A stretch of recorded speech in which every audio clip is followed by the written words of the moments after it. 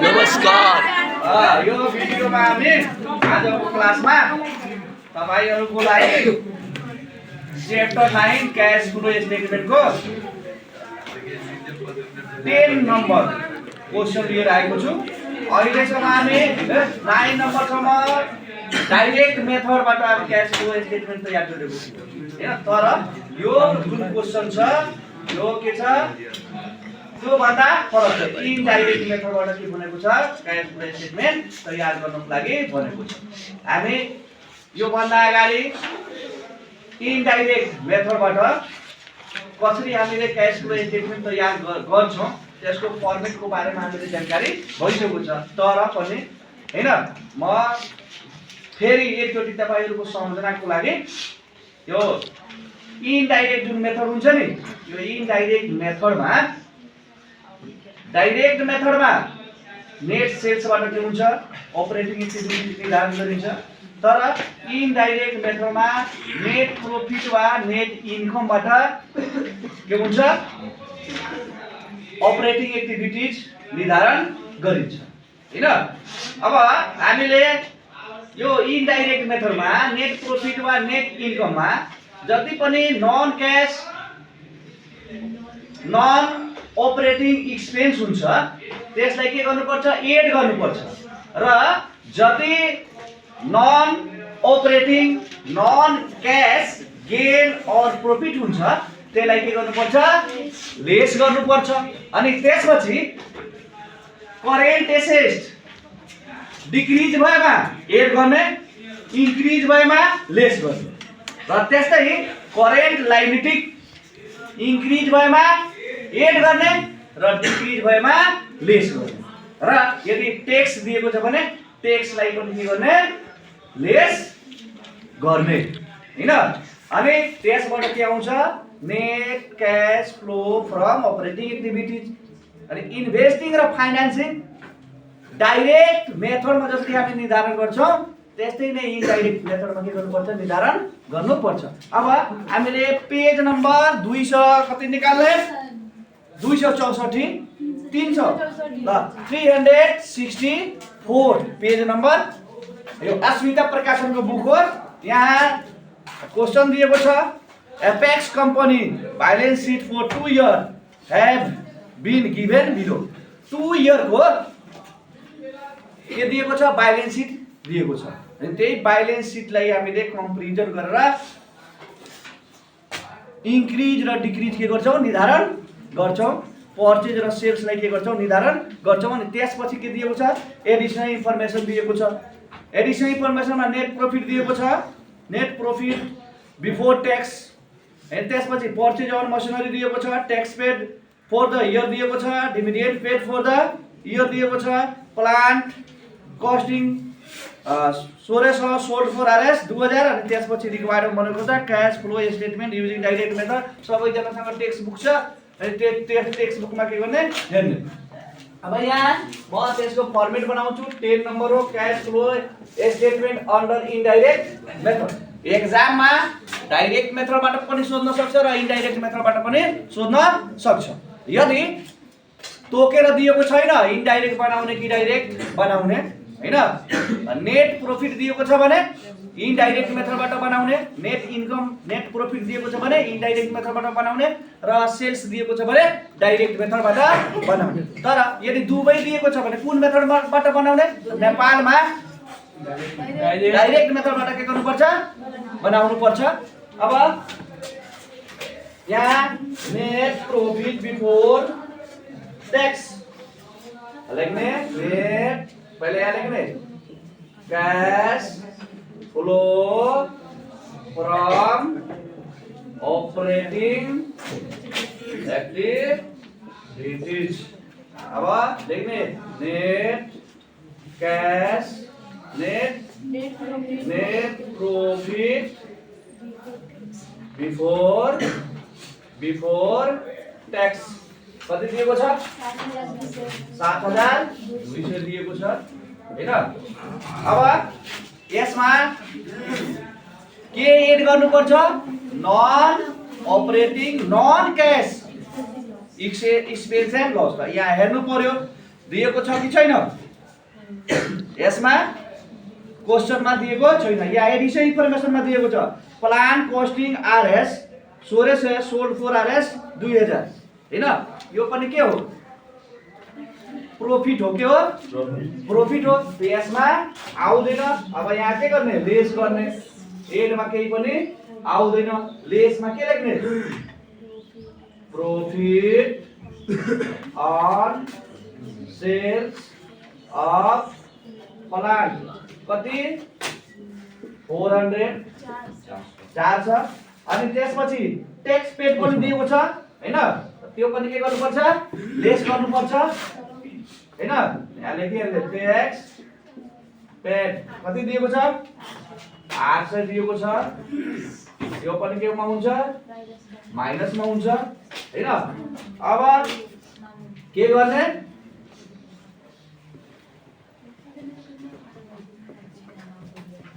Add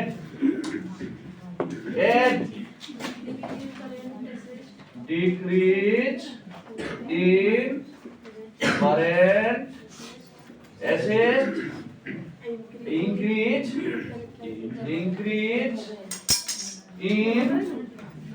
current liability। एकैचोटि के गर्दिने? दुई शीर्षक लेखिदिनु हैन। अब यहाँ हेर्ने स्टक दिएको छ। पहिलो सालमा 1500 दिएको छ। दोस्रो सालमा कति दिएको छ? 3000 दिएको छ। त्यो के भइहालेको छ? इन्क्रिज भइहालेको छ। यसमा आउँछ? आउँदैन। अब यो कहाँ जान्छ? यहाँ लेख्ने शीर्षक बनाइहाल्नु पहिला। Lace increase in current asset decrease in current liabilities हैन। 7200 हुन्छ। ल अब यो जुन स्टक छ कहाँ जान्छ? यसमा आउँछ। यहाँ लेख्ने स्टक के भएको छ? इन्क्रिज भएको छ। कति जाने स्टक इन्क्रिज भएको छ? 1500 1500 ले हैन। अब त्यसपछि बिल्स रिसिभेबल दिएको छ। यो के भएको छ? डिक्रिज भएको छ। यहाँ लेख्ने बिल्स रिसिभेबल कति?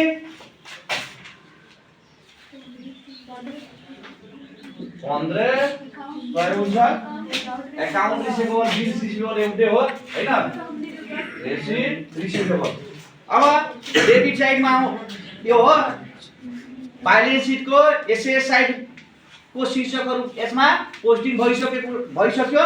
अब यो कुन साइडको हेर्ने? लायबिलिटी साइडको हेर्ने। यहाँ के दिएको छ?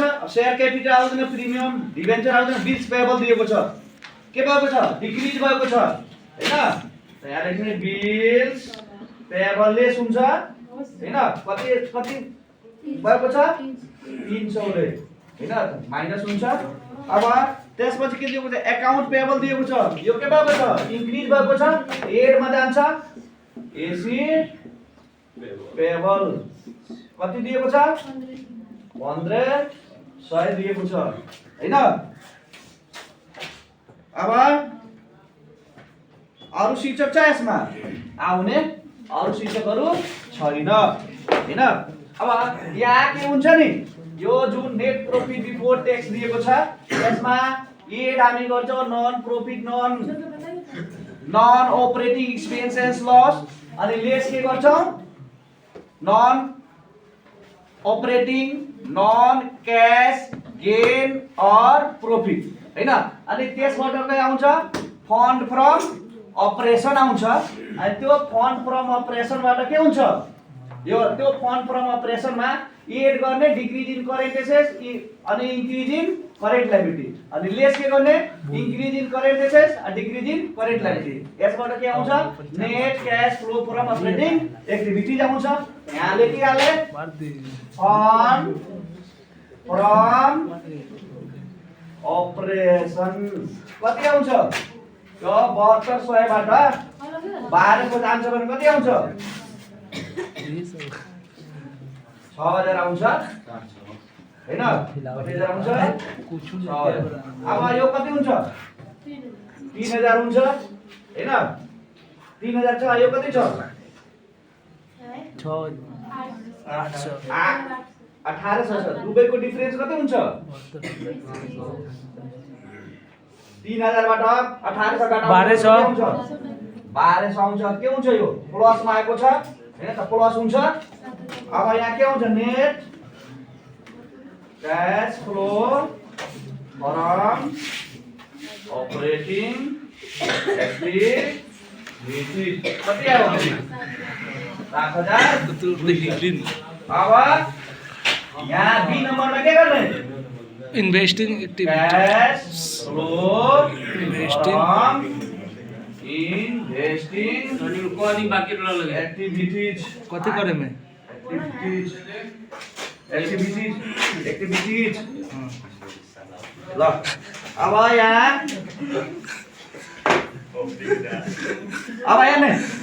यहाँ दिएको छ अब इन्भेस्टिङ एक्टिभिटीमा के आउँछ फिक्स सेल्स आउँछ परचेज सेल्स इन्भेस्टमेन्ट आउँछ त यहाँ plant costing purchase of machinery दिएको छ 9000 यहाँ लेख्ने परचेज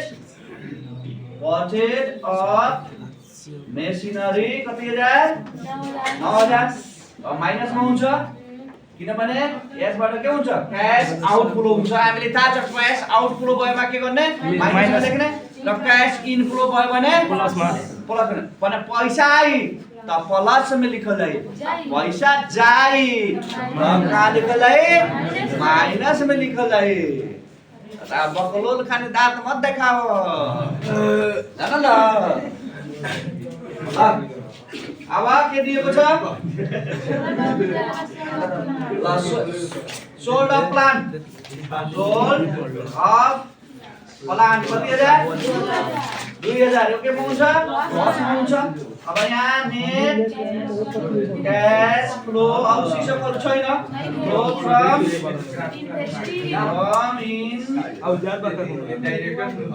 इन्भेस्टिङ एक्टिभिटीज कति हजार आउँछ 7000 के आउँछ माइनसमा आउँछ अब सी नम्बरमा क्याश from financing activities अब यसमा के हुन्छ शेयर डिबेन्चर डिभिडेन्ड आउँछ शेयर क्यापिटल के भएको छ इन्क्रिज भएको छ इस्यु भएको छ इस्यु अफ शेयर क्यापिटल कति हजार 3000 प्लसमा आउँछ त्यसपछि शेयर प्रिमियम दिएको छ शेयर प्रिमियम हैन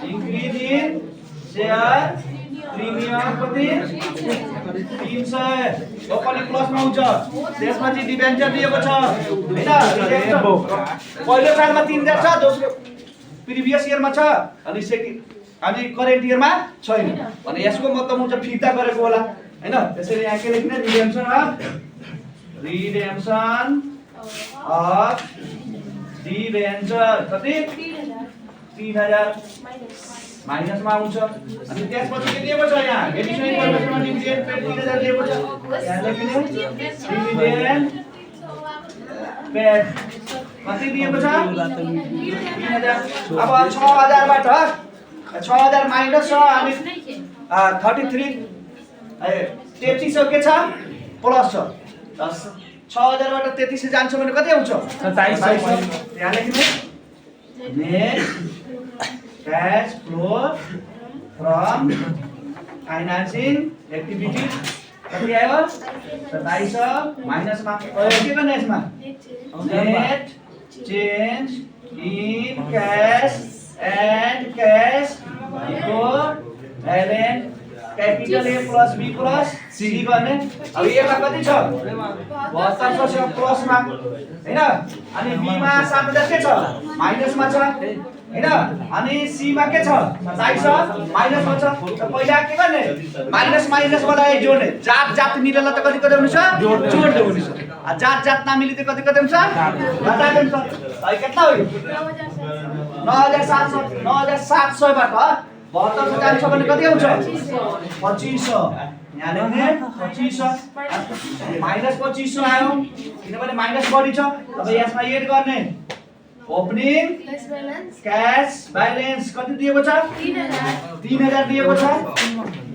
3000 प्लसमा हैन अब क्लोजिङ ब्यालेन्स कति आउँछ क्लोजिङ क्याश ब्यालेन्स 500 दिएको छ कि छैन यहाँ 6 सर छ हैन त देयरफोर क्लोजिङ क्याश ब्यालेन्स कति 500 त्यहाँ लेख्ने हैन ल अब यो भिडियोलाई राम्रोसँग दुईचोटी तीनचोटी के गर्ने हेर्ने र लाइक सब्स्क्राइब र बेल आइकन के गर्ने नगर्ने दबाई